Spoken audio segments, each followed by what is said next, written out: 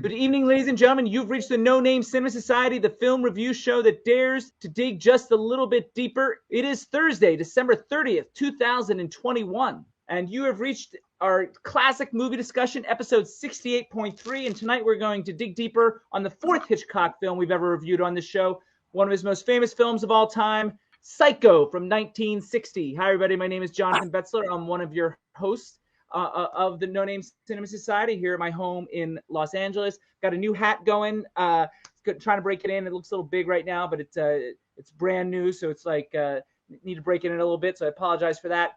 I decided to go with Bogey here for the black and white reason, because the Psycho's in black and white. It's the only black and white stand-up I have, and also I've got the Bears jersey in the background in honor of one of our guests here. Speaking of our guests, it's time for introductions here. My co-host tonight. First of all, ladies and gentlemen, a beautiful thief on the run, Kelly O'Malley is here. Hi. Welcome, Kelly. You excited I have the Bears jersey in the background here? Yes, thank you. All right, and also with us, ladies and gentlemen, a creepy motel owner who also takes care of his ailing mother, Matty P is here, the sound guy. Hi, Jonathan. Hi, Kelly. Welcome back, Matty. Matty's very kind. He's always the one. He always says hello, not only to me, but to the other person that he's co-hosting with. He's the only one that does that. So he's very polite. So some points there for Matty P in that regard. Speaking of points, terrible segue, but here is our schedule for this that has been our 68th series of episodes. Started last Thursday, December 23rd, with the review of the new Spider-Man film, Spider-Man No Way Home. Continued this past Monday, December 27th, with the review of our Indie Spotlight Other People from 2016. Tonight, of course, is the classic movie discussion of Psycho. And this upcoming Monday, January 3rd, will be our 52nd Sound Off, our freeform segment, where Matty P will be back, and Jim and I are going to play the movie game. Matty P has a second run on one of the films that he missed from our 1970 review, and I will be counting down the top 5 film performances by SNL alums. Very exciting. Matty, you excited for the Sound Off coming up in a few days? Very excited. Can't handle it. Can't handle the excitement. First things first, and the first thing is Psycho. But before we do Psycho, it's time to see who's drinking what. I've got my usual, got a 6-pack for the next series of shows here for Elysian Space Dust IPA. Who's with me on Elysian Space Dust here, or drinking? Kelly, I think you said you have a martini. Is that right? I have a martini. Prepared by fellow society member Devin Michaels. Is that correct? Yes. Excellent. Is he make a good martini? He does. Got a truly hard seltzer berry punch. Cool. And that's the thing that Dua Lipa advertises, right? That Truly thing? It's the only reason I drink it. I figured as much. Here's the slide for the drinking game that full of ideas that were sent in by you, the fans, things that you drink to when you watch the show. Apparently you guys drink anytime I say all-time, contrivance, contrived, the verisimilitude. Apparently you guys drink anytime Matty P makes fun of me or anytime Kelly makes fun of Devin. So those are the times that you drink on the show. So we'll see if we can accommodate you over the course of the evening. In the meantime, cheers to my co-hosts and to you out there in the listening and watching audience. To Psycho, I guess. Jonathan, this is the first time that I have a trademark anything that gets a drink. It's very exciting to me. It's true. The fans, you've been recognized by the fans, so congratulations. For making fun of you, which is even better. One of your favorite pastimes. Do I really make fun of Devin that much? In the early days, apparently, but not as much recently. Maybe he gave you a stern talking to. Well, if he had given me a stern talking to, we all know I'd be making fun of him more. That's what I thought. So maybe that wasn't it. Maybe you just had a crisis of conscience. Anyway, the trivia that I announced on the last episode, the last classic which we did, which was Matty P was on. And the trivia that I announced when we did our review of Earth Girls Are Easy was that we were going to review a film that had a shot-for-shot remake done in 1998. And that's true. It was for Psycho. Gus Van Sant directed it back in 1998, starring Anne Hesh in the Marion Crane role and Vince Vaughn as Norman Bates. And as I said in the opening, this is the 4th Hitchcock film we reviewed on the show, which ties him with Spielberg as the director we've covered the most. The other Hitchcock films we reviewed on the show in film chronological order was Suspicion from 1941 in episode 20.3, Vertigo from 1958 in episode 14.3, and Matty P with us for our review of North by Northwest from 1959 in episode 60.3. So that is the trivia that leads to tonight's episode. You guys ready for the summary? Yes. Yeah. Yes. Give me something. They're ready, guys. They're ready for the summary, and it's time to dig into Psycho. Marion Crane is having an affair with a poor hardware store owner who lives in faraway Fairville, California. They can't get married till he gets out of debt. So when her boss asks her to deposit $40,000 in cash, the temptation is too great and she takes off with it. Now a criminal on the run, she drives for hours on end. And as the rain starts to come down, she decides to stop off at the nearest motel, the Bates Motel. Guys, how was that summary?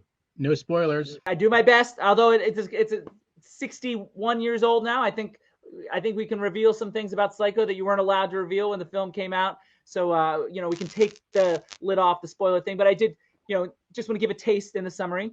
Before we get to opening thoughts, as we've been doing this year with the classics, we're starting with the screening notes before opening thoughts this year to set the stage. The screening that I had for Psycho at one of my classic movie screenings was here in Los Angeles on January 20th, 2018. The audience came out of the gate saying how much they liked rewatching it, but then they proceeded to serve up a laundry list of complaints, picking apart various aspects of the plot or filmmaking choices. It'll be interesting to see how these guys feel about it. Matt, I assume you had seen Psycho before tonight, in film school or what have you. I assumed so too, and I think I have, but I was like thinking these are new scenes that I'm seeing. Didn't remember it? Kelly, I'm not so sure about you. I think it's possible. I know you did go to film school, but it's possible you may have missed this one. Had you seen Psycho before tonight? No, and actually, I had only seen the remake. Oh wow! I know. I actually haven't seen the remake. I didn't bother with the Gus Van Sant version. So you knew the plot, but you had not seen the original Hitchcock version. Is that the basic idea? Yeah, but I mean, I knew the plot just because everyone knows the plot, or most people know the plot. For sure. So it's time for opening thoughts. I'm going, because she's newer to the film, I'm going to let Kelly goes first. Kelly, one sentence or less. How'd you feel about Alfred Hitchcock's Psycho? I loved it. She loved it, Matty P. How do you feel? One sentence or less. Okay, I said, if your jacket was as tight as this movie, you'd never be able to sneak candy into the theater. I'd much rather them have a prepared, canned opening statement than mumble on for 20 minutes. Loved that. It was amazing. My opening thought is I find the film highly overrated with some admittedly great filmmaking. So we are going to apparently disagree over Psycho as we go along. I do want to start with the positive aspects, or my perception of the positive aspects of the film. It sounded like Kelly liked the performances. For me, it's direction. And a quick fun fact here, bonus trivia tidbit, is the in spite of his astronomical success, the studio still wouldn't give him the budget he required. And so Hitchcock used the crew and equipment from his hit TV show to film the movie. So he actually did this on a budget. Kind of impressive in hindsight, especially because I personally find the filmmaking choices, some of them anyway, to be one of the stronger things about it. First and foremost, shot selection and framing. The claustrophobic close-ups that he uses go a long way towards advancing the mood. The low and high angles, uses of foreground and background are really, really strong in the film, with some exception. There are some misses here for me as far as Hitchcock is concerned. I feel like the representation of the mother is a little much for me. I knew the secret going in. It sounded like Kelly knew the secret of the film going in. So I can't say that if it's from a perspective of knowing it or not. It felt really over the top for me, the way that he handled the mother. Also, Arbogast's death, a bridge too far as shots are concerned. The way he shot the actual falling down the stairs took me out of it. Shot selection and framing, I called out some mostly great, some hiccups here and there, but how do you guys feel overall about Hitchcock here and his shot selection? Well, that was one of the things that I thought was fantastic overall, but I do think there were missteps as well. But I wonder how much of it is just us watching it from a different time. Well, yeah, but we watch a lot of classic movies at this point. So, I mean, like, I feel like, we have maybe more than the layperson, a good sense of the language of the time. If anything, my missteps, the ones that I perceive as missteps, were things where he was overly stylish or overly experimenting, whereas, older films would have showed more restraint. And so, but he was doing some excessive things, or things that I felt were overly manipulative.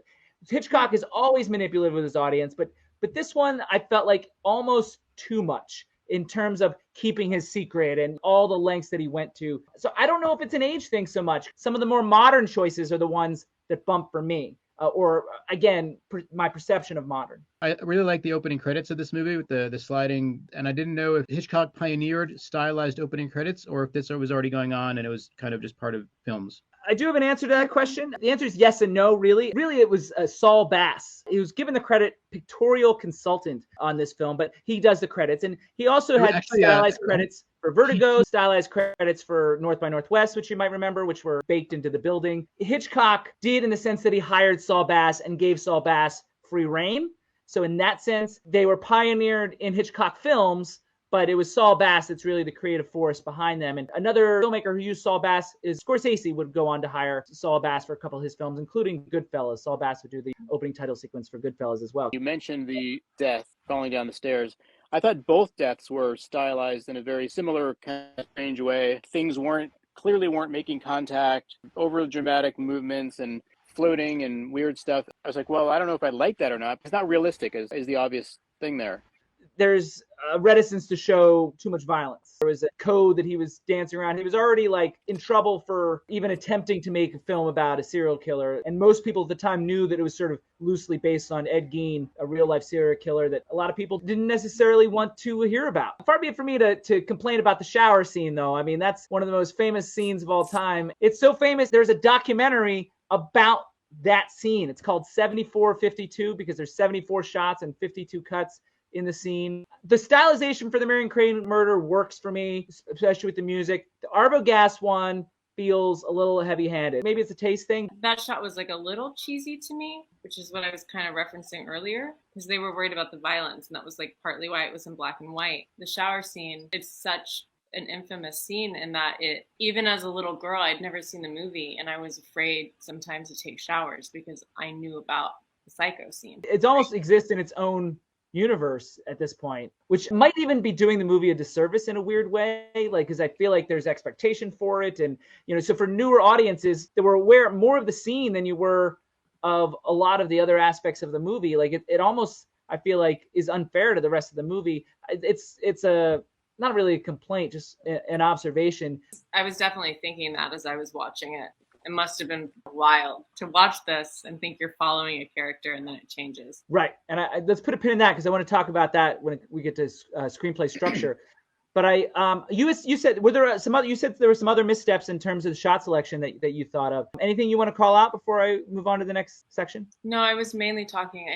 I think we were just missing each other, but talking about the same thing. I want to call it a good one, not a misstep. All right, call out a good one. Right as he's about to take her to the cellar, there's this crazy camera move that reminds me of David Fincher kind of stuff, where it's like here and then it goes all the way inverted from the ceiling facing down at a perfect 90 degree. And I like it, but the whole time I was like, how do they get that old 1960s camera rig to do that? It's a cool shot out of context, but in context, I have an issue with it a little bit because it goes over a wall the way Brian De Palma does. Brian De Palma, basically a disciple of Hitchcock to some degree. Right. It goes over a wall so you feel the set. We did Murder on the Orient Express, and I complained about that with Kenneth Branagh as well. You're suddenly aware of a set because it goes over a wall where there wouldn't necessarily be an opening. Also, it has to do with the consistent hiding of the mother gets to wear on me visually. If he were able to find a more natural way to do that. Blasphemous to suggest that Hitchcock made some mistakes in Psycho, or it just doesn't work for me. By a certain point, him hiding the mother gets to be hokey. It's just too much. Along the lines of Alfred Hitchcock's direction, some of the best sequences to me were some of the long, informative sequences, visual storytelling sequences that didn't have any dialogue whatsoever. He does similar things in Vertigo and North by Northwest as well, and he does them about as good as anyone. One that I want to call out from this movie is the sequence where Lila searches the house. I found that to be more effective and interesting than expository monologue we hear at the end of the film. Oh, God. You know, more effective towards getting to know Norman or unveiling some of the mental health stuff going on. The other stylistic thing that I really enjoy is the use of insert shots. This is part and parcel with the visual storytelling. A lot of filmmakers today don't think to do insert shots, especially ones on sets that I work on. They're undershot. They don't recognize the narrative value that they have. Hitchcock shows us just enough to know what's important, which is great towards advancing red herrings. Because the money, for example, becomes totally unimportant, but he and his editing team keeps it in the forefront of our minds seamlessly for the first part of the film, but it actually doesn't wind up meaning anything in the grand scheme of things. That's just one example, but I think those are two things that Hitchcock does very well. The visual storytelling, it's a shame that some of the script choices felt like it wasn't enough. They were visually stunning to me and great filmmaking. Matty, anything about those sequences? Agreed. Kelly, anything on any of that? No. Cool. The final thing directorially that I want to talk about is tone. Probably goes without saying. Now, Bernard Herrmann's famous score is obviously a big player here, although I find it more of a good theme than a good overall score. Because it's really just the one piece of music that's famous. But the shots and the pace all keep things slightly off, very creepy and pushing the envelope of what audiences are able to handle. Now, obviously, from a modern perspective, the lack of violence struck us as odd in some cases. But in fairness, they showed us more, not just the violence, but also the sexuality. There was much more Janet Leigh than would be normally allowed in films from 1959 or 1958. So he was pushing boundaries, even though to us, it sometimes maybe felt tame. Talking about the score, I do like the score a lot. Like you said, like sort of a piece or two pieces of music that keep repeating. And they put it wherever they wanted to. And sometimes it felt arbitrary and almost out of place. I only marked one spot, but there's something like she's pulling into the gas station. And it's that really nice sweeping theme that we hear the whole time. And it was like this, it's sort of like a little bit on edge, a little bit like action's about to take place, or a little bit something, a lot of momentum. And she's just playing. And it like builds this moment that doesn't exist, and it wasn't like a red herring moment. I like that. That's sort of the thing that I thought that was a bold choice that just sort of worked for me, because it does build anticipation, and I don't necessarily feel like you need to always fulfill that expectation. It's like, you're married, so you probably don't remember. It's like foreplay. No. So it's like to me, like that. It's the filmmaking equivalent, cinematic equivalent of foreplay, where it's building you up a little bit, but not releasing you just quite yet. Kelly, anything on foreplay? I'm just kidding. No, but I was thinking it. So, Matty, not to disagree with you, but I do disagree with that specific example. I do like that choice, especially as it relates to creating tone, because it does keep you on edge. I agree with what you're saying, the concept of what you're saying, but in that moment, I think I jotted it down because we heard that theme, like the da-na-na-na-na, like 4 or 5 times. It was just overly used. It felt like they had this really beautiful piece of music and they used it a lot. I guess what I could say to that is sometimes there's a reliance on the score. No, you say an over-reliance or just right? I'd have to watch it again to really have a firm opinion. I would say it's riding the line. I don't disagree with that. I pretty much not at all. And I mean, a lot of times I will go what we call in the clear. Sometimes Matty will argue with me about it, but sometimes I like moments without score to avoid that manipulation. I mean, there's so much manipulation in this movie, like it doesn't bother me as much, but I do agree that it's borderline. I think for me, it falls on just the right side of it. The overall manipulation for me is a detractor, because in other films like Vertigo and North by Northwest, I just think he hides it better, or he buries it in the diegesis maybe a little bit more. And I just remember diegesis is one of my words, so we're all supposed to drink, fans in the audience. We're going to get Kelly. Jonathan, can you she's got the hard alcohol. I know. Tell me, Matty, go ahead. Jonathan. Oh, can you tell me again what foreplay is?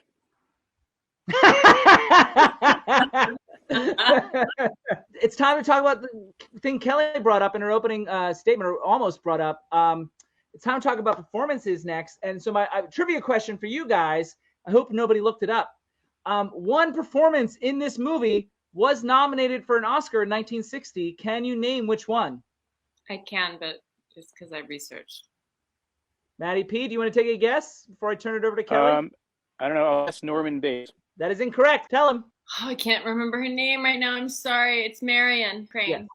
Janet Leigh as Marion Crane got her one and only Oscar nomination for this film. Really strong work, one of the best performances of her career. The audience at our 2018 screening called out the scenes of her driving. The combination of the anxiety about getting caught and the lure of the potential of the life ahead.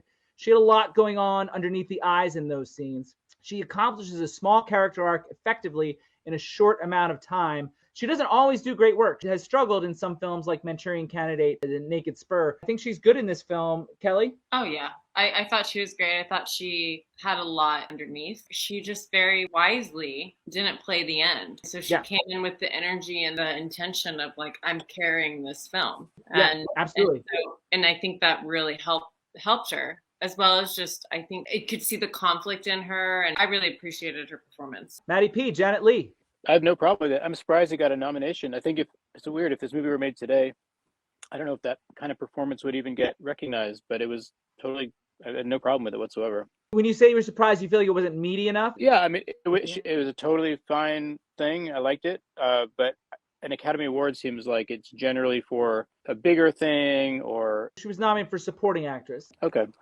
Yeah. I don't think she should have won. There's a performance in that category that year from Glynis Johns in a film called The Sundowners that I think is a little bit stronger, to the point that I think Kelly and I both made. We agree that Janet Leigh is good, and Matty P doesn't have a problem with her. Does that about sum it up? Yes. Perfect. Because I think her scene work, especially in the long discussion Scene with Norman. Yeah. And I think because her role, I think Anthony Perkins was phenomenal. And I'm surprised that he wasn't nominated, but I think her scene work in that was so, she doesn't have the as interesting character in a lot of ways. And so it's hard, I think, to play that and to really still imbue it with it's easy to phone that kind of performance in. And we'll get to Anthony Perkins momentarily. I do have another trivia question for you guys, though, which is, does anybody know who Janet Leigh's famous daughter is? Mother, you mean? Oh, just daughter. Oh my gosh. Famous daughter. Yeah, I do, but I do. I don't. Matty P. Jamie Lee Curtis. Jamie Lee Curtis is correct.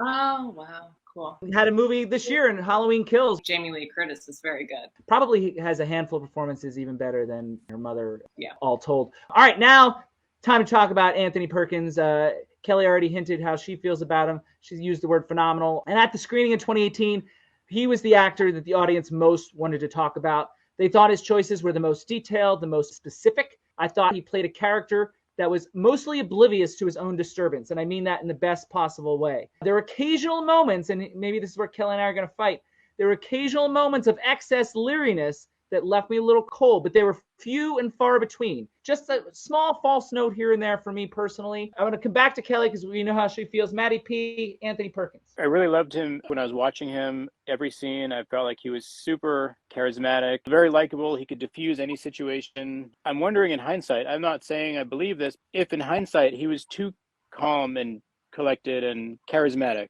for what we know he actually was dealing with. So I'm not sure. I don't think so, because I do feel what I saw when on the moments where he was calm and collected. I mean, because we'll talk about this maybe in the T word. A lot of times people put up a front if they're struggling, and they're often very good at hiding. But what I think is great about his performance is the little glimpses he shows you when he's supposedly calm. Kelly already talked about the long scene with Marion. The scene that Devin brought up, Devin was actually at this screening in 2018. The one that he brought up is his conversation with John Gavin when Sam and Lewis is trying to taunt him. There's these little things that he does with his hands on the side of the desk, little choices that go a long way towards winking to the audience that that I am not doing well right now. The person I'm speaking to may not. There's a lot of small things in his performance, and there are a handful of things that maybe went too far. He might have been directed that way. Hitchcock was not an actor's director, so I wouldn't be surprised if Hitchcock pushed him every now and then. A lot of moments are uniquely small and nuanced to me. I think he had such a grasp on detail and specificity, and just getting to watch him and how he threaded through.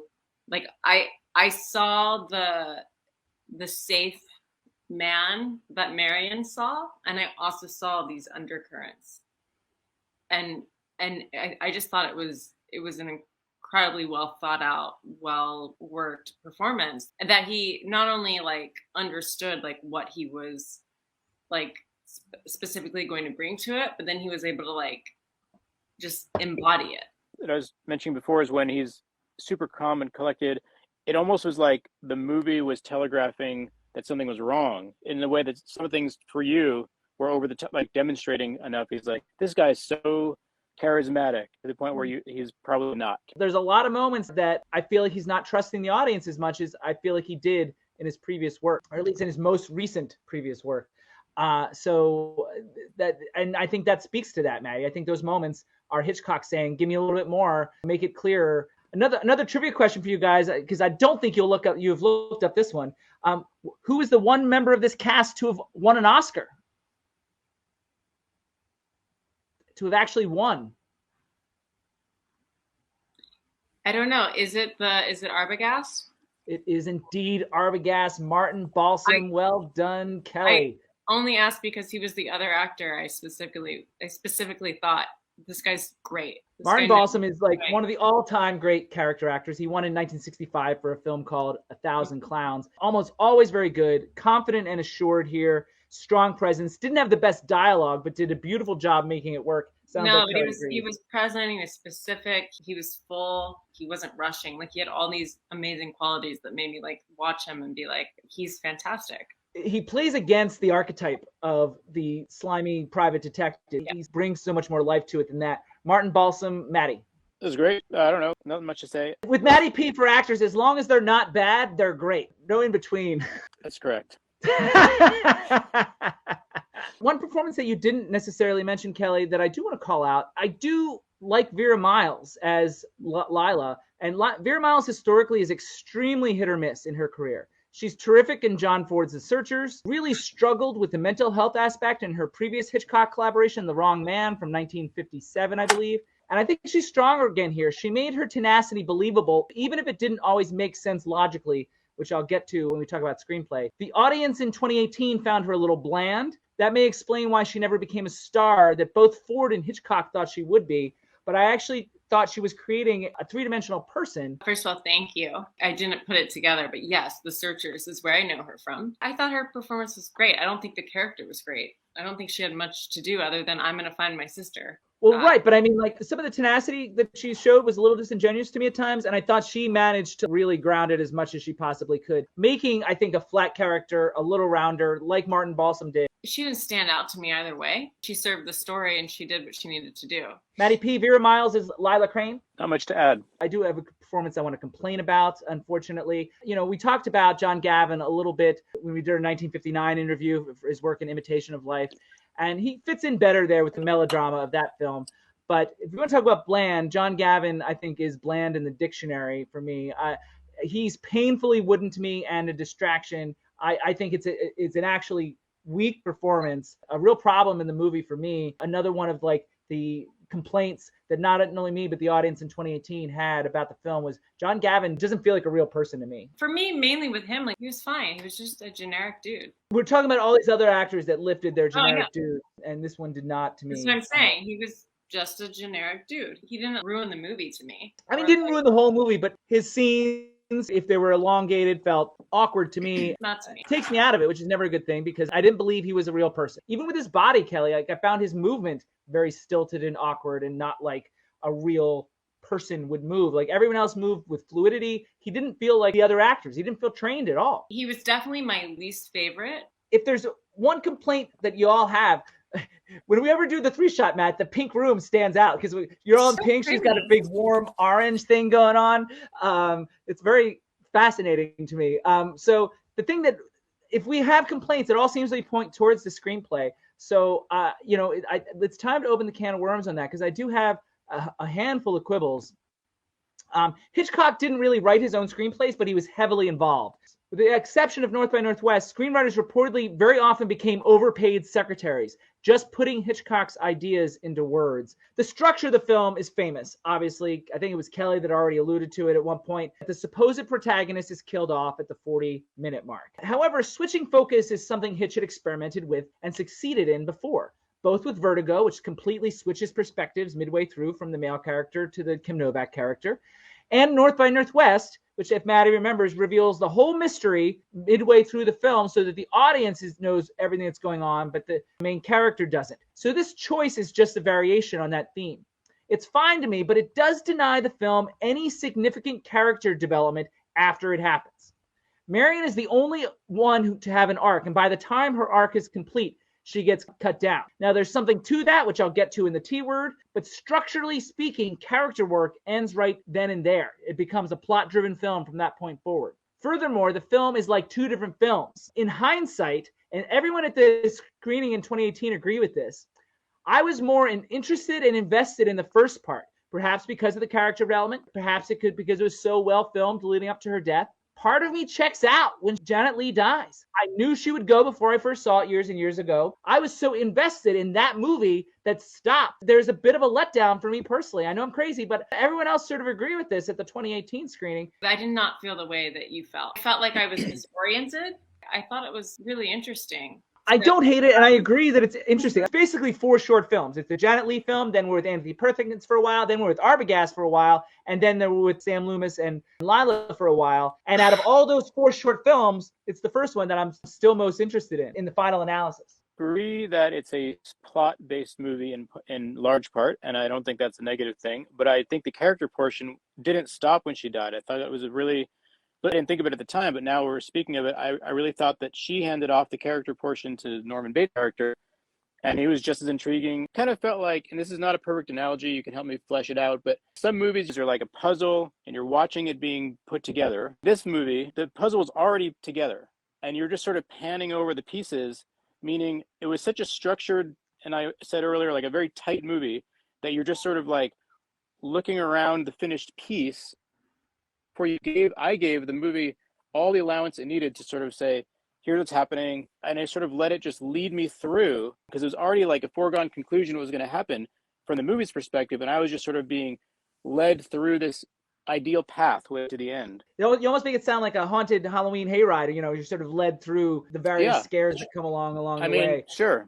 I understand that we follow Anthony Perkins' character, but he's not really evolving in any way. He is fighting really hard to keep his life the way it is, and we're learning about him. But we talk about traditional character arcs. There are none after Marion's death. The only one that had really happened was she had decided to go back and return the money. I hear what you're saying. And I'm not saying it's a bad thing. It was a choice. It just didn't connect with me as much. And again, I like the film. I recognize it as a good film. I'm just more defending why it's not top 10 Hitchcock for me, or why it's not an all-time favorite. Because they're coming in at different points of their story, we're not getting traditional arcs, which kind of goes to the screenplay structure. It's playing with these thoughts of like, we view life a beginning, middle, and end, and yet the reality is like none of it's that. And like we get these different little slices. They're just not having the movie arcs that we're used to. It becomes something different altogether. It then becomes about the filmmaker's relationship with the audience. And this is a manipulation that I was sort of hinting at, is because then it becomes about Hitchcock revealing things on his own time. I like that analogy of like a finished puzzle, and we're like getting to zoom in and see different pieces of it until we can make sense of it.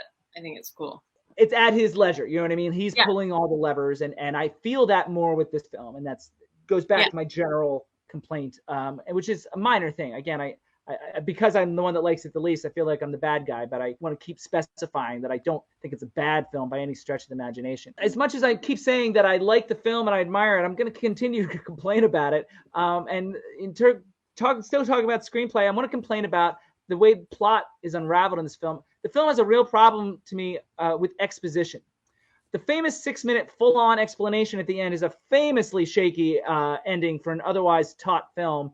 Arbogast's otherwise unnecessary phone call to Lila in the phone booth is also exposition vomiting, as well as the scene with the grumpy sheriff. Those aforementioned visual sequences were so much more effective and allowed for inference. These expositional scenes felt really condescending to me. Kelly, you were nodding during a portion of that anyway. Yeah, I mean, the ending was unnecessary, or it could have been severely cut. It's no secret that he sort of shot it so that he, like Simon Oakland, the actor that is forced to deliver that, poor guy, he was sort of looking towards the camera so that it was almost like to the audience almost, so the audience gets it. Not only is it unnecessary for modern audiences, I think it was unnecessary for 1960s audiences as well. I read that he didn't want it, but the studio did. But it is unfortunate that it's a part of the film, especially at the very end of an otherwise taut film. It's a real downer. Matty P, anything on that scene or any of the other clunkily expository scenes that I called out? Well, it did teach me what a transvestite was, which was kind of nice. Don't listen to a 1960 definition of transvestite. I'm not surprised to hear you say you didn't like that monologue, but I was not turned off by it. I was surprised that it was there, but I was sort of enjoying the procedurals, really going through it, the same way the movie went through it, real carefully and slowly. The end just sort of explained the whole thing. And was it necessary? I don't know. But it was there, and I didn't hate it. It was also really poorly written, I think. He kept on teasing them. No, he didn't kill your sister. But she's like, but my sister's dead, right? I mean, like there was so much disregard for their feelings as family members and loved ones because he was so like grandstanding about his like scientific discovery. Like it was just bizarre and and unnatural in all ways to me. And then he kept like, there was all these rope-a-dopes. He's like, but then he's not his mother. He's really Norman at this point. It's like the cliff notes of the entire film. You just can watch the end and then you can take a test on it in film class. It's not only that, it's everything that happened before the entire film. Like, oh, the mother died and he poisoned them. It was everything forced down your throat. I find the way that they get from A to B frequently contrived and disingenuous. And again, I realize I said the word contrived, so everybody's got a drink. I don't know if Kelly's got martini left. I guess not, but I will continue anyway. Marion is a terrible thief. And while it makes sense for a novice thief to make mistakes or act suspicious, you'd think at least she would eventually figure it out instead of consistently making the mistakes of acting as suspicious as she does over and over again. At some point, Lila's tenacity, as I mentioned earlier, stretches the limits of belief. So many of the reasons she's given to lay off the case makes so much more sense than what she winds up doing. She only winds up doing it because that's what advances the plot. Even her decision to go down the staircase comes from out of nowhere to me. Even Arbogast's dissatisfaction at a point feels questionable to me. It didn't seem logical based on the information that he has.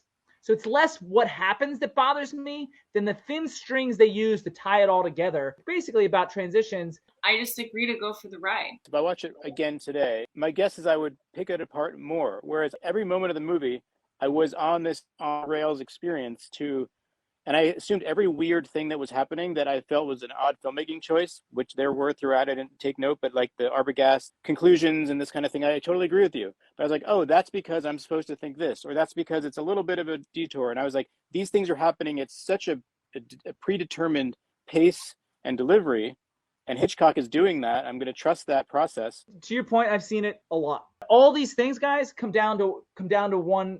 All these things add up to one thing, and that is feeling manipulated, more so with this film than with other of Hitchcock's films. Even Saboteur or Vertigo, North by Northwest, all those that are Rear Window. I don't feel the wheels turning as much as I do for this film. There's a lot more bumps along the way.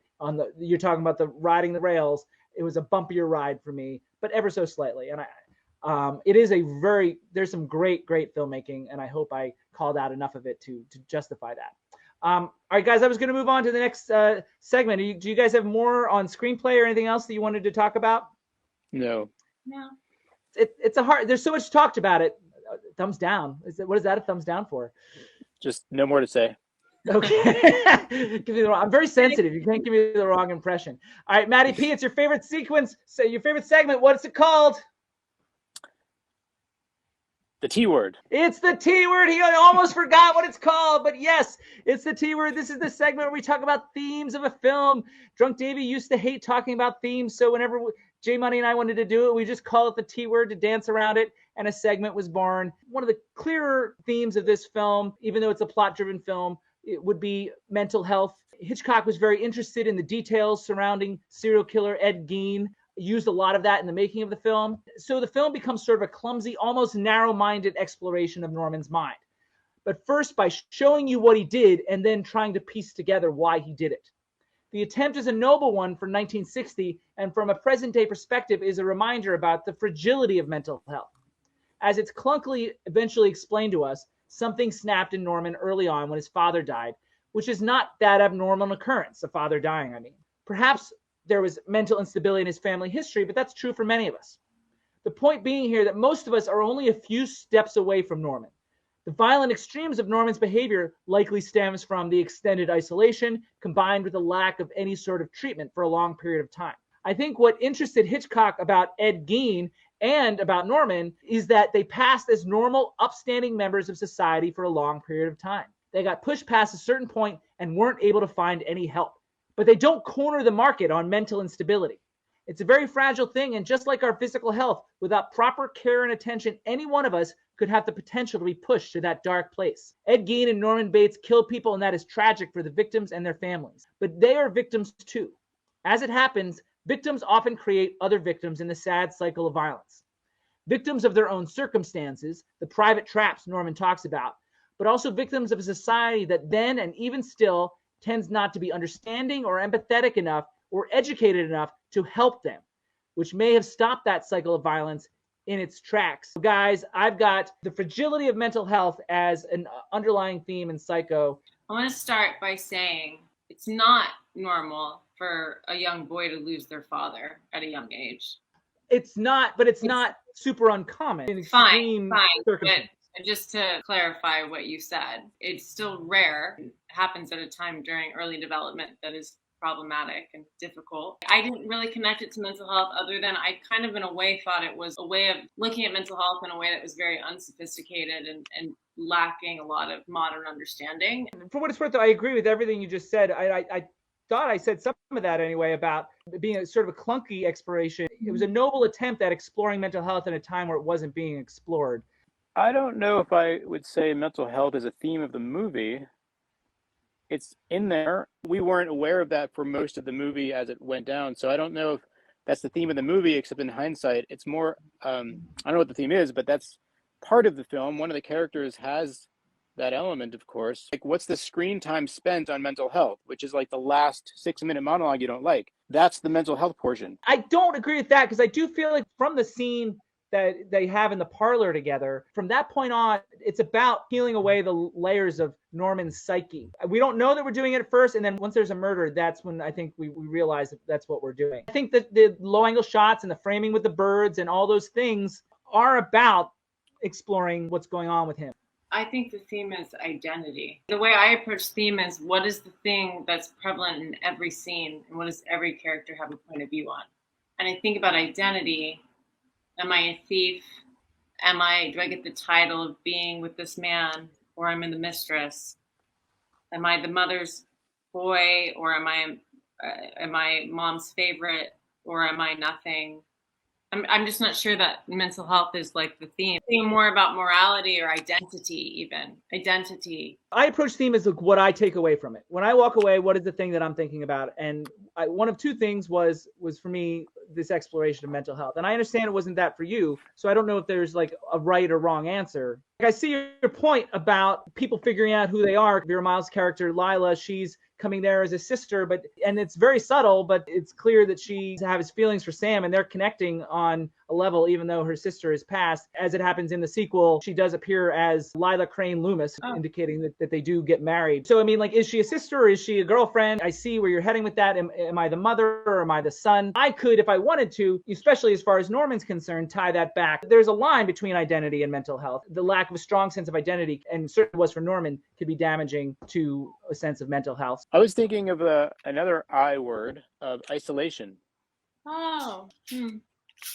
The hotel's isolated from the mainstream. He's isolated from everybody by running away. The town itself, Fairvale, is somewhat isolated. Yep. And then there's the isolation from himself at the end, we realize, and I don't know. There's a lot of sort of aloneness that leads to other things, or that just gets explored a little bit. Not sure if that's a theme, but that's what came to mind.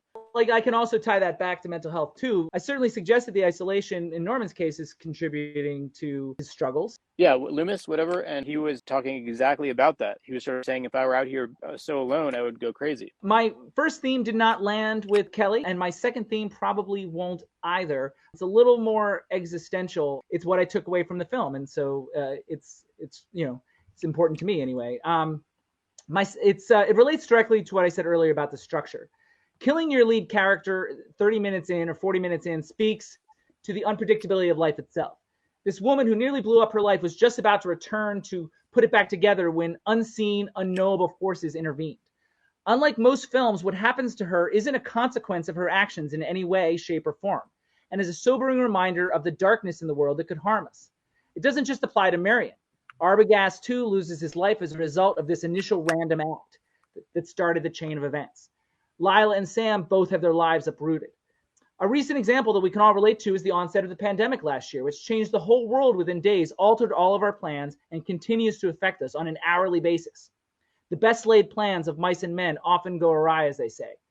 But in all the darkness, the lesson could be about appreciating the tenuous nature of our time here and making the most of it. Many films suggest that idea, but this film sort of shocks us into that by taking that darker, more pessimistic view of reminding us that we don't know what's lurking around the next corner, so don't wait till tomorrow to take the money back or ask the girl out or what have you. I've got the unpredictability and tenuous nature of life itself. I see it. I like what you said. It's a nice little essay there. That's most movies. Things happen in films that are a consequence of someone's action. Her death didn't have anything to do with the money itself. So that's what's sort of unique about it to me, and that's why it stood out to me as a takeaway. You're right. It's an interesting point that has nothing to do with the money, other than the fact that if she didn't take the money, she wouldn't be in that predicament, but there's no direct line. Right. Yes. Kelly, all right, I'm ready. I'm bracing myself. I just don't know why. I already hinted at this earlier that I agreed. You do? We're so taught to like, this is the hero and we're going to follow them to the end. And yet this is not what this film is. Life doesn't have those. Yeah, it doesn't always cooperate with our character journeys, as I said earlier. And because that's what isn't in a lot of films is the randomness, because screenplay structure can be so tight. The movie underscores the randomness of life sometimes, and that's something that a lot of movies in their appreciation of life thematic approaches fails to do. It's time for the next segment. You guys ready? Yeah. Yeah. All right. It's time for the Classic Movie Showdown,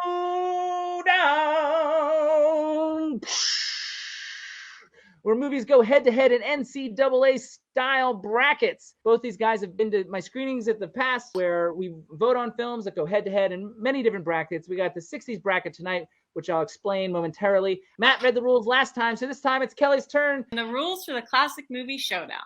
Number 1, seating criteria varies from bracket to bracket. 2, films at JB hosted screenings need to be 15 years or older, so that's 2006. Number 3, voters are eligible if they see both films within a 12-month period. 4, voters must see both films in JB's presence. And 5, JB is ineligible to vote, but breaks ties. Great job, Kelly. I think so. Anyway, Maddie, you did it last time. How'd she do? That was incredible. So as I said before, we are in the 60s bracket. Wind up being a second round matchup. So a quick overview of what happened in the first round. Psycho is a number 4 seed that went up against number 13 seed last year at Marienbad, the very experimental French film from the early 60s from director Alain Resnais. And of course, Psycho would win that matchup. And then the other matchup that you can see there is number 5, Who's Afraid of Virginia Woolf, versus number 12, The Wild Bunch. Who's Afraid of Virginia Woolf from 1966, The Wild Bunch from 1969. We did a review of The Wild Bunch, episode 55.3, where we actually discussed that bracket. So if you watch that show, you know who won that bracket. The winner of that bracket is going to go up against Psycho in the second round, and I will reveal that to you guys right now. Ladies and gentlemen, number 4, Psycho in the second round goes up against number 5, Who's Afraid of Virginia Woolf from 1966. Of course, one of the films that we studied as part of our 1966 in review. And it was the film that all of us on that show said was the film that should have won Best Picture. And several of us said it was the best film of 1966. So it's a tough matchup, a 4-5 matchup, one of the toughest matchups you can get. The vote already happened at that screening in 2018, but I'll let these guys opine if they can. Has anybody seen Who's Afraid of Virginia Woolf or watched it for this vote tonight? No. I've seen a staged reading of it. Oh, well, that's not the film. They cannot opine because they've not seen the movie. So that is that. The winner of this vote, however, is number 4, Psycho. And it won by a single vote. Very close vote. The audience felt there's more variety to this film's excellence than Virginia Woolf, which is also a really great play. Others felt that Virginia Woolf was too emotionally dark for them, which is strange to suggest that something is more dark than Psycho, but I guess Virginia Woolf may hit closer to home somehow. Psycho maybe is a little more fun, in that suspense thriller kind of way. So they found Psycho a little more palatable, those that chose it. I obviously don't get to vote, and if I had, I would have voted for Virginia Woolf. That's a top 100 film for me. Psycho is not. Again, I like Psycho, but I've listed the reasons, the little quibbles that I have with it over the years. So anyway, you guys haven't seen Virginia Woolf. Do you have reactions to the vote? I guess nobody's surprised. Indifference? That's right. Yeah. What'd you say, Maddie? If I were to take a wild guess, I would have guessed Psycho, but I have no reason to think anything or the other because I haven't seen Virginia Woolf.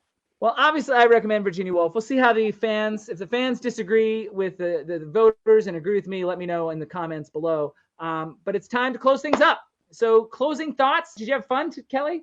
I did. Yeah. Excellent. Thank you for watching Psycho for the first time. It's kind of exciting. Matty Yeah. P, revisiting Psycho after a long time. Did you have fun? I really enjoyed it. More than I thought I would. I don't know why I thought one way or the other, but I really enjoyed it. All right, trivia for the next classic, everybody. The last few years, we've had a tradition of the final classic of the year celebrating its 75th anniversary. Double Indemnity 2 years ago, The Jolson Story last year. And so the next classic also celebrated its 75th anniversary in 2021, and it features the biggest star of the 30s in one of her last film roles. That's the trivia for the next classic. The next show, however, is this upcoming Monday night, our next Sound Off, where Matt Polis is going to be back with Jim Carroll, and we're going to play the movie game. Matt Polis is going to do a second run for one of our films from our 1970 review, and I'm going to count down the top 5 film performances from SNL alums, which could be a really interesting top 5 based on a review of Other People, the Indie Spotlight from a couple days ago. All right, guys, say goodbye to the audience. Bye. Bye. Thanks. And with that, ladies and gentlemen, this meeting of the No Name Cinema Society is adjourned.